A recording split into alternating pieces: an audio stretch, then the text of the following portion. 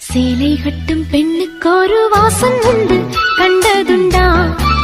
கண்டவர்கள் சொன்னதுண்டா? சேலை கட்டும் பெண்ணுக்கு ஒரு வாசம் உண்டு, கண்டு கொண்டே கண்களுக்குள் பள்ளி கொண்டே.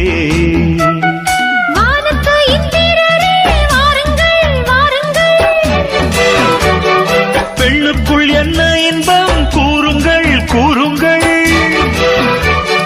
இதுமோ இதமோ சுகமோ உலகத்தில் இல்லை, இவளின் குணமோ மனமோ மலருக்குள் இல்லை.